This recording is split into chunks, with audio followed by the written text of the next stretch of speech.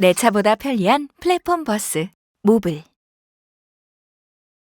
안녕하세요. 저는 지금 2023 대한민국 미래 모빌리티 엑스포 현장에 나와 있습니다. 제가 서 있는 곳은 CL 모빌리티 부스 앞인데요. 제 옆에 계신 분 대표님 인사드려 보겠습니다. 안녕하세요. 안녕하세요. 대표님 소개 부탁드릴게요. 예, CL 모빌리티 대표이사 박무열입니다.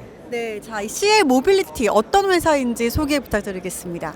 저희는 2012년도에 창업한 스타트업이고요. 네. 저희는 그 통근버스부터 시작해서 지금 보이시는 수용답 교통수단까지 버스에 관련된 모든 모빌리티 서비스와 기술들을 네. 제공하는 회사라고 보시면 될 것 같습니다. 네, 또 제가 듣기로는 이 CL 모빌리티가 2019년부터는 또 실시간 이용 수요를 좀 도심 내에서 충족하기 위해서 이 MOD 버스라는 것을 또 개발을 한 것으로 알고 있거든요. 이 MOD 버스 많은 분들이 궁금하실 것 같은데 이게 무엇인지 설명 부탁드릴게요. 네, MOD는 그 모빌리티 온 디맨드의 네. 액자인데요. 기존의 버스가 노선이 만들어져 있고 우리가 버스를 이용하려면은 노선을 찾아가서 이용하고 또는 뭐 환승해서 이용하거나 네. 그렇게 해야 될 텐데요. 간단하게 생각하시면 버스를 우리가 택시처럼 불러서 타는 그런 형태라고 보시면 될 것 같아요. 그러니까 고객들 수요에 맞춰서 버스의 노선을 실시간으로 만들고 거기에 따라서 최적의 이동을 제공해주는 그런 형태의 서비스입니다. 우리가 택시는 내 마음대로 탈 수 있지만 버스는 그렇게 탈 수가 없었잖아요. 기존 버스 노선보다도 상당히 효율적일 것 같은데 이런 것을 생각하게 된 배경이 있으실까요? 뭐 새로운 서비스를 어떤 개발하기 위해서는 뭐 기술도 필요하지만은 어떤 그 산업에 대한 이해가 좀 상당히 많이 필요할 텐데요. 저희가 10년 이상 뭐 버스 모빌리티 분야의 기술 개발도 하고 그 다음에 운송 서비스들을 지속적으로 해오면서 고객들의 결국은 불편함들 그런 부분들을 해소하기 위한 기술을 적용하다 보니까 지금처럼 이제 고객들 수요에 맞춤형으로 서비스를 제공할 수 있는 버스 서비스가 개발되는 것 같습니다. 네, 아무래도 이 버스를 좀 상용화를 하고 지속적으로 고객들 유치하기 위해서는 끊임없이 이런 경로 효율성 같은 것도 체크를 하면서 이런 것들 계속 알아봐야 될 것 같은데요. 이 CL 모빌리티가 어떤 서비스 인프라를 좀 구축을 하고 있는지 궁금해집니다.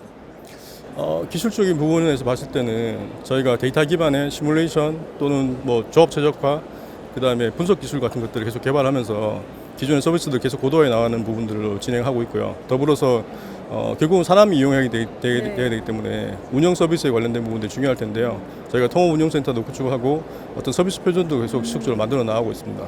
네, 자 이렇게 MOD 버스가 조금 더 상용화가 되기 위해서는 아무래도 이 지자체나 이 정부와의 협력도 중요할 것 같은데 앞으로 좀 이 정부 규제 같은 것들 어떻게 헤쳐나갈 것인지 이런 거 계획 같은 게 있으실까요? 네, 저희가 2019년도에 사업을 처음 시작할 네. 때부터도 사실 어떤 그 모빌리티의 규제가 사실 많은 분야지 않습니까? 네네. 해소하기 위해서는 어떤 새로운 법을 만드는 것들은 시간이 오래 걸리니까 기존에 적용할 수 있는 법을 먼저 찾는 게 일단 첫 번째 중요한 부분들이었는 것 네. 같고요. 두 번째 그 법에서 해소하지 못했던 부분들은 규제 샌드박스 같은 제도를 통해서 네. 그 부분들을 해소해 나가면서 사업들을 진행해 왔습니다. 앞으로도 저희가 지금 진행하고 있는 수용대 교통수단이 뭐 대중교통뿐만 아니고 네. 기업이나 관광 쪽으로도 많이 적용이 돼야 될 텐데 그런 부분에 있어서도 기존의 법들을 최대한 활용하면서 네. 그래서 기존 사업자들이 같이 참여할 수 있도록 만들면서 뭐 불필요한 그 규제 같은 것들은 샌드박스를 통해서 해소하는 그런 방향으로 좀 진행하고 있습니다.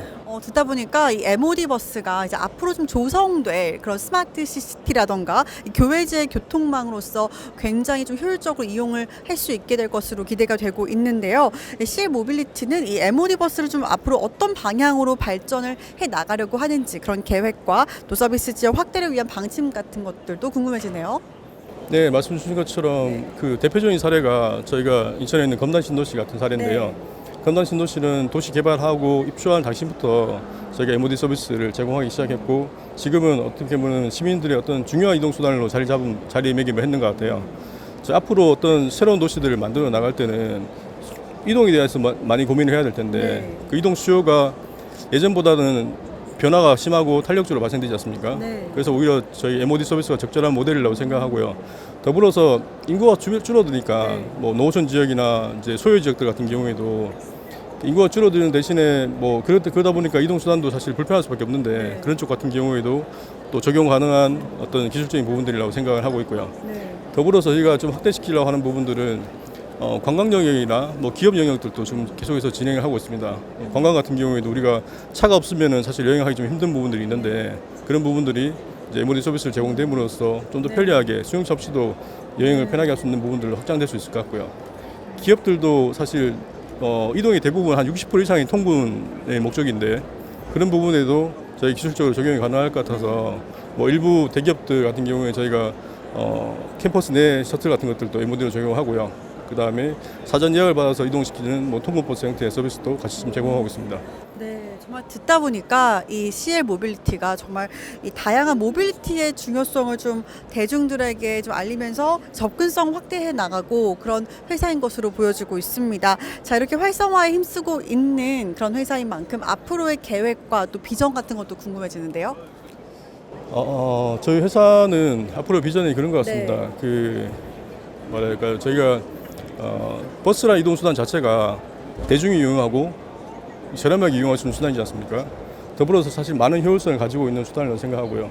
네. 그런 측면에 봤을 때는 앞으로 뭐 탄소 배출을 줄여야 되는 측면에서 네. 탄소 저감 분야에도 사실 의미를 가지는 이동 수단이라고 생각하는데 저희가 가지고 있는 기술을 통해서 좀 더 발전된 뭐 모든 사람들이 편리하게 모든 사람들이 승용차 없더라도 편리하게 이동할 수 있는 그런 또 도시를 만들어 가는데 제일 일조하는 게 저희가 가지고 있는 비전이라고 보시면 될 것 같습니다.